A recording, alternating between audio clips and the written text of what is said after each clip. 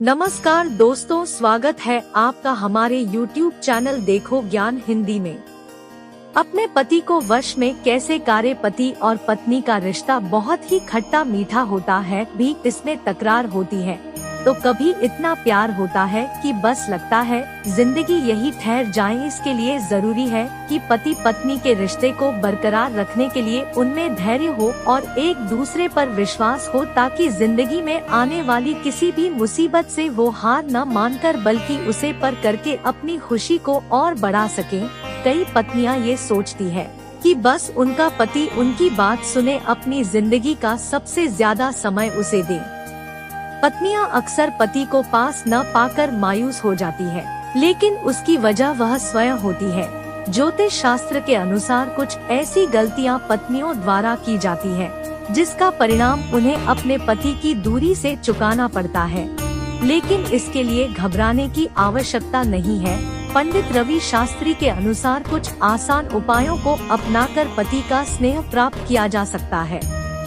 जो वो कहे वो कर दे। अगर आधी रात को भी पत्नी यदि अपने पति से कोई चीज मांगे तो वो उसे लाकर देने का प्रयत्न करे, तो पत्नियों के दिमाग टीवी को देखकर इतने हावी हो जाते हैं कि जब ये टीवी में हो सकता है तो असल जिंदगी में क्यों। और इसके बाद वो अपने पति को बस में करने के लिए तरह तरह के टोटके आजमाती है। परंतु क्या आप जानते हैं कि इसके लिए किसी तरह के टोटके नहीं बल्कि आपका प्यार काम आता है। एक दूसरे को आप कितना समझते हैं, इसकी वजह से प्यार और पति का आकर्षण आपको मिलता है।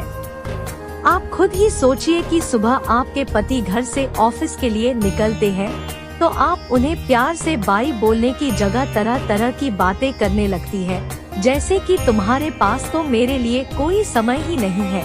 और रात में जब पति घर आता है तब आप इधर उधर की बातें करके घर में होने वाले झगड़े और अपनी बातों को छोड़कर जब आप दूसरों के बारे में बातें करती हैं, तो पति लोग परेशान हो जाते हैं और न चाहते हुए भी उन्हें आपको सुनना पड़ता है। और साथ ही वो चिड़चिड़े भी हो जाते हैं। यदि ऐसा है तो आप अपने पति के वशीकरण के लिए कुछ उपाय अपनाकर जीवन को पहले जैसा बना सकती। लौंग पर 21 बार फूंक मारे। शनिवार की अर्धरात्रि में 7 लौंग लेकर उस पर 21 बार अपने पति का नाम लेकर फूंक मारे और अगले रविवार को इनको आग में जला दे।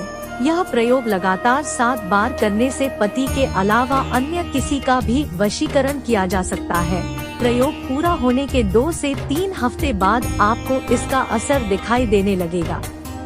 1 महीने तक करें यह जाप। शुक्ल पक्ष के पहले रविवार को प्रातःकालीन बेला में स्नान करने के बाद अपने पूजन स्थल पर आएं। एक थाली में केसर से स्वस्तिक बनाकर गंगाजल से धुला हुआ मोती शंख स्थापित करें। अब गंधक, फूल और बताशे आदि से इसका पूजन करें। पूजन में गाय के घी का दीपक जलाना जरूरी है।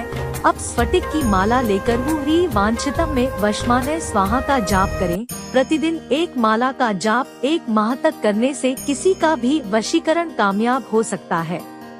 चोटी के बाल गुप्त स्थान पर रखें। जिन स्त्रियों के पति किसी अन्य स्त्री से प्रेम करने लगे हैं और आपसे दूर रहते हैं, लड़ाई झगड़ा करते हैं, तो गुरुवार या शुक्रवार की रात में 12 बजे पति की चोटी के कुछ बाल काट ले और उसे किसी ऐसे स्थान पर रख दे जहां आपके पति की नजर न पड़े। ऐसा करने से आपके पति की बुद्धि का सुधार होगा और वह आपकी बात मानने लगेंगे। दिन बाद इन बालों को जलाकर अपने पैरों से कुचलकर घर से बाहर फेंक दे। यदि यह प्रयोग मासिक धर्म के समय किया जाए तो ज्यादा कारगर सिद्ध। 43 दिन तक करे चंडी स्तोत्र का पाठ। 1 पान का पत्ता लेकर उस पर चंदन और केसर का पाउडर मिलाकर रखें।